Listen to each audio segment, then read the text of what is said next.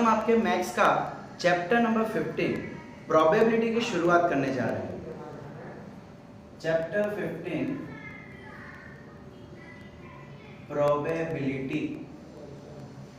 भाई देखो, प्रोबेबिलिटी का मतलब क्या है। अब बच्चा ये बहुत ही इंपॉर्टेंट चैप्टर है। लास्ट ईयर 8th में भी आपको एक चैप्टर था जिसमें लास्ट एक्सरसाइज थी प्रोबेबिलिटी की। 9th में पूरा एक चैप्टर है, 10th में भी पूरा चैप्टर है प्रोबेबिलिटी। और आप जो 9th में सीखने वाले हो बेटा, सेम टू सेम आपको 10th में भी आने वाला है, तो बहुत ही ध्यान से देखना ये चीज। अब भाई प्रोबेबिलिटी का मतलब क्या होता है, तो बेटा प्रोबेबिलिटी का मतलब होता है चांस। भाई कितने परसेंट चांस पे, जैसे सपोज अगर मैं बोलूं कि बेटा कितना चांस है कि आप इस बार पास हो जाओगे, आप बोलोगे सर मेरे 40% चांस है कि मैं पास हो जाऊंगा। 40%। अब बेटा मैं क्या बोलता हूँ कि इस परसेंट को है ना हम नॉर्मल वैल्यू में कन्वर्ट करते हैं। नॉर्मल वैल्यू में कैसे कन्वर्ट किया जाता है, डिवाइड बाय 100 करके। अगर मुझे परसेंटेज निकालना है तो क्या कर देंगे, डिवाइड बाय 100। सो ये क्या हो गया, कट हो गया और आंसर आ गया 0.4। 0.4 बोलो, या देखो 4/10 बचा तो उसको 0.4 भी बोल सकते हैं, या तो फिर 2 2 2 5 2/5। तो बस मैं बोलूंगा कि ये जो है ना, ये मेरी प्रोबेबिलिटी है। मतलब जो परसेंटेज वाली चीज थी हमने उसको नॉर्मल वैल्यू में कन्वर्ट कर दिया और उस नॉर्मल वैल्यू को बोल दिया प्रोबेबिलिटी। मतलब कोई भी चीज होने के कितने चांसेस है, तो उसको हम परसेंटेज में बोलते हैं कि भाई 99% ये तो होगा ही होगा, ऐसा कहते हैं ना हम लोग। चांसेस तो परसेंटेज भी क्या है, अल्टीमेटली एक तरह के चांसेस ही है। बस उस परसेंटेज को हमने क्या कर दिया, एक नॉर्मल वैल्यू में कन्वर्ट कर दिया, परसेंटेज निकाल दिया, तो उसको एक नवा नाम दे दिया हमने प्रोबेबिलिटी। अब बेटा जो भी हम बोल ना, कोई भी चीज होने के चांसेस, तो उसको हम कहते हैं इवेंट। इवेंट मतलब कोई भी चीज जो हो सकती है। भाई जैसे कि आपका पास होना, फेल होना, इसको मैं यहाँ से फेंकूं, ये चार्जर है, चार्जर को मैं यहाँ से फेंकूं तो इसका नीचे गिरना, ये जितने भी काम हो रहे हैं उन सभी को हम कहते हैं इवेंट। ओके, अब बेटा इवेंट जो है ना वो आगे जाके 3 टाइप में बढ़ जाते हैं। कितने में, 3 टाइप में। एक तो होता है पॉसिबल इवेंट। एक कौन सा हो जाएगा, पॉसिबल, कि भाई जो हो सकता है। भाई अब अगर मैं आपको बोलूं कि ये चार्जर को जब मैं छोड़ूंगा तो ये ऊपर जाएगा, कितने परसेंट चांसेस है कि ये ऊपर जाएगा। भाई आपको पता है कि अगर मैं इसको छोड़ दूंगा तो ऊपर जाएगा ही नहीं, पॉसिबल ही नहीं है। तो ऐसे इवेंट जो पॉसिबल बिल्कुल नहीं है, जो हो ही नहीं सकते, उसको हम कहते हैं इम्पॉसिबल इवेंट। इम्पॉसिबल या तो अनसर्टेन, क्या बोल सकते हैं दूसरा नाम, अनसर्टेन, या तो इम्पॉसिबल या तो अनसर्टेन। ठीक है, दोनों ही चीज, जो पॉसिबल ही नहीं। अब जो पॉसिबल है उसको हम दूसरा नाम देते हैं सर्टेन इवेंट। सर्टेन भाई हो सकता है, कितने परसेंट होगा वो तो डिपेंड करेगा कि कौन सा काम है, क्या कंडीशन है। ठीक है, अब तीसरी चीज जो 100% होगी, मतलब फिक्स है कि कुछ भी कर लो, कैसे भी कर लो, 100% होगी। इसी का वापस एग्जांपल ले लेते हैं। भाई इसको मैं छोड़ूंगा तो कितने परसेंट चांस है कि ये नीचे गिरेगा, भाई पूरे के पूरे परसेंट चांस है, बिकॉज अगर मैं इसको छोड़ूंगा तो ग्रेविटेशनल फोर्स का नीचे ही गिरने वाला है। तो ऐसी चीजें जो 100% होने ही वाली है, हमको पहले से पता है, उसको हम कहते हैं श्योर इवेंट। याद रखना, जो हो सकती है, कितने परसेंटेज होगी वो पता नहीं, वो तो डिपेंड करेगा सिचुएशन पे, तो उसको हम बोलेंगे पॉसिबल या तो सर्टेन। और जो बिल्कुल नहीं हो सकती है उसको हम बोलेंगे इम्पॉसिबल या अनसर्टेन। और जो 100% होगी ही होगी, कंफर्म है, उसको हम बोलते हैं श्योर इवेंट। ठीक है बच्चा, यहां तक कोई प्रॉब्लम? अब बेटा देखो, प्रोबेबिलिटी को है ना वो इस तरीके से लिखा जाता है, P of E, probability of any event. हमने देखा था ना, कोई इवेंट मतलब कोई भी काम, तो कैसे दिखाया जाएगा, इस तरीके से। अब देखो बेटा, अगर जैसे हमने अभी सीखा कि परसेंटेज से ही प्रोबेबिलिटी निकलती है, तो मैक्सिमम परसेंटेज कितने होते हैं। भाई हमको मालूम है कि मैक्सिमम परसेंटेज 100 होते हैं, 100 से ऊपर नहीं होते हैं। तो अगर मैं इसको नॉर्मल वैल्यू में कन्वर्ट करूं, मतलब 100 डिवाइड बाय 100, तो ये क्या आ जाएगा 1। इसका मतलब बेटा मैक्सिमम प्रोबेबिलिटी है ना 1 होती है, मैक्सिमम 1 से ऊपर प्रोबेबिलिटी पॉसिबल ही नहीं है।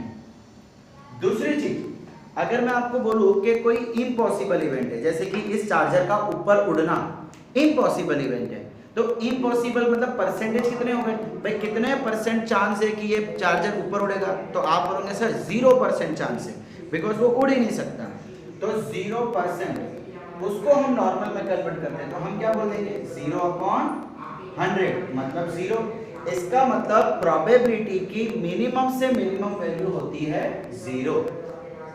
तो यहां से हमें एक चीज पता चल गई कि प्रोबेबिलिटी 1 से ज्यादा नहीं हो सकती, प्रोबेबिलिटी 0 से कम नहीं हो सकती। 0 मतलब माइनस पॉसिबल नहीं है, और 1.3, 1.2, 2, 3, 4, 10, 10.1 ऐसी कोई वैल्यू पॉसिबल नहीं है। तो प्रोबेबिलिटी इज लेस और इक्वल टू 1 हो सकती है। तो भाई प्रोबेबिलिटी 1 हो सकती है भाई, अगर कोई 100% किसी चीज के चांस है तो बोलेगा प्रोबेबिलिटी पूरी की पूरी 1 है। और ग्रेटर और इक्वल टू 0, 0 भी हो सकती है, 1 भी हो सकती है, और दोनों के बीच में भी हो सकती है। सो इस चीज को याद रखो, ये कई बार फिल इन द ब्लैंक्स में पूछा जाता है, ठीक है? ओके, अब भाई मान लो कि मैं लाफा मार रहा हूं, मैं लाफा, चले लाफा का छोड़ो, बहुत ऑकवर्ड एग्जांपल हो जाएगा। मैं कॉइन उछालने की बात करता हूं। अब जब मैं कॉइन उछालूंगा तो क्या होगा, या तो हेड आ सकता है या तो टेल आ सकता है। अब मैं आपको बोलूंगा भाई बताओ कितने परसेंट चांस है, कितने चांसेस है कि हेड आएगा, तो आप बोलोगे सर 50-50% है, यानी प्रोबेबिलिटी हो गई 1/2, 1/2। अच्छा, मैं अगर आपको बोलता हूं बेटा हेड की कितनी प्रोबेबिलिटी है, तो आप बोलोगे सर हेड्स की प्रोबेबिलिटी 1/2 है, बिकॉज टेल भी आ सकता है, हेड भी आ सकता है, 50-50%, और परसेंट को आप नॉर्मल में कन्वर्ट करोगे तो 1/2। अब अगर मैं आपको बोलूं कि कितने चांसेस है कि हेड ना आवे, हेड ना आवे का मतलब क्या है, टेल आ जाएगा भाई, सीधी सी बात है ना। हेड नहीं होगा तो क्या होगा, टेल ही होगा। तो मैं P ऑफ P बोलूं या मैं P ऑफ H बार बोलूं, देखो H के ऊपर बार, उसका मतलब होता है not, probability of not head, तो वो भी कितनी होगी 1/2। तो अगर मुझे बताना हो कि कोई प्रोबेबिलिटी जो नहीं हो रही है, भाई कोई चीज नहीं होगी, इसके कितने चांस है, तो उसको हम ऐसे डिनोट करते हैं, probability of event not happening.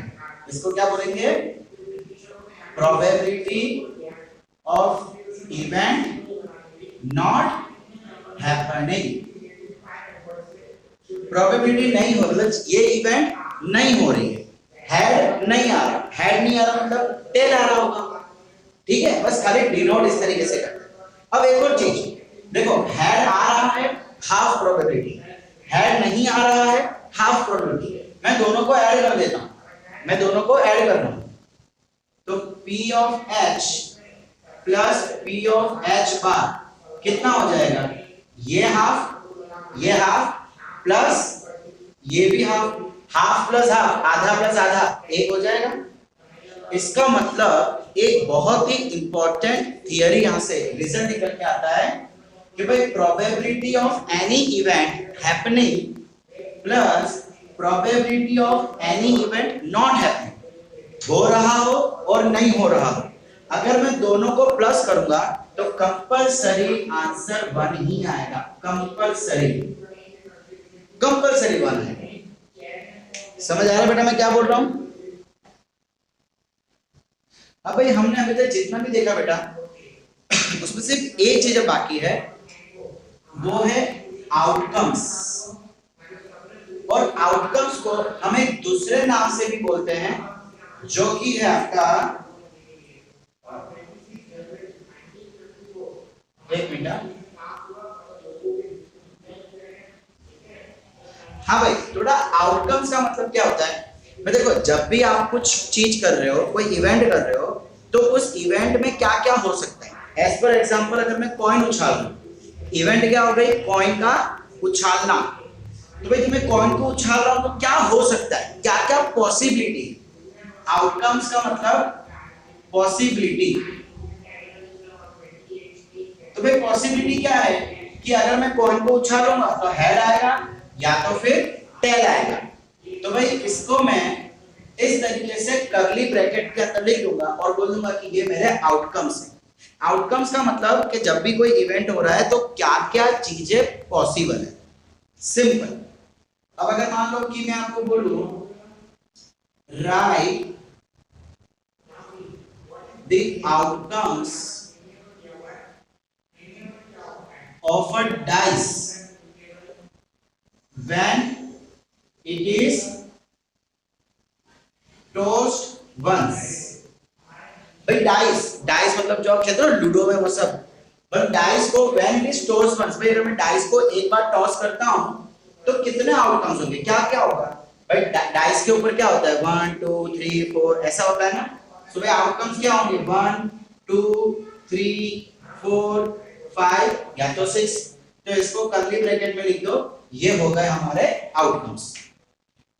ठीक है, अब मान लो कि मुझे प्रोबेबिलिटी ढूंढनी है, मैं ये कॉइन की बात करता हूं, मुझे प्रोबेबिलिटी ढूंढनी है हेड्स की, सिर्फ हेड्स की। तो भाई जिस चीज की प्रोबेबिलिटी फाइंड करनी हो उससे हम कहते हैं फेवरेबल आउटकम्स। एक नई चीज है फेवरेबल आउटकम। भाई फेवरेबल आउटकम्स का मतलब है कि जो आउटकम के बारे में हमें पता करना है, the outcome about which we need to find the probability। भाई जिसकी प्रोबेबिलिटी हमें फाइंड करनी है, सपोज मैं बोलूं कि हेड की बताओ प्रोबेबिलिटी, तो हेड मेरे लिए फेवरेबल आउटकम हो जाएगा। मैं बोलूंगा 3 की बताओ तो 3 मेरे लिए फेवरेबल आउटकम हो जाएगा। मैं बोलूंगा कि भाई 6 की बताओ तो 6 मेरे लिए फेवरेबल होगा। मैं बोलता हूं कि 2 4 और 6 बताओ तो 2 4 6 तीनों मेरे लिए फेवरेबल हो जाएंगे। मतलब जिस चीज की प्रोबेबिलिटी क्वेश्चन में कही जाए वो हो जाएगी फेवरेबल आउटकम्स। तो बेटा फुल एंड फाइनल, अब प्रोबेबिलिटी निकाली कैसे जाती है, तो प्रोबेबिलिटी निकालने का एक फॉर्मूला है, probability of any event is equal to number of favorable outcomes upon number of total outcomes।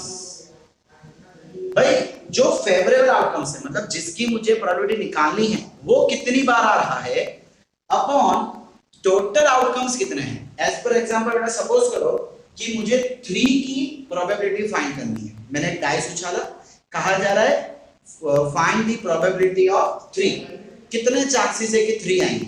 ठीक है, तो मैं क्या करूंगा नंबर ऑफ फेवरेबल कौन बन गया 3 बन गया। 3 कितनी बार आ रहा है भाई 3 सिर्फ एक बार आ रहा है, तो मैं ऊपर लिखूंगा 1। नीचे क्या बोला हुआ है टोटल आउटकम कितने हैं 6 है, तो मैं लिख दूंगा 6। तो भाई लो ये आ गई मेरी प्रोबेबिलिटी, फिनिश, यहीं तक पिक्चर ओवर। फेवरेबल आउटकम कितनी बार आ रहा है वो लिख दो और टोटल आउटकम्स कितने हैं वो लिख, पिक्चर हो। अब अगर मान लो मेरे को टेल्स की निकालनी है, find the probability of tail, तो मैं क्या करूंगा number of favourable outcome, tail कितनी बार आ रहा है सिर्फ एक बार, तो मैं ऊपर 1 लिख लूंगा।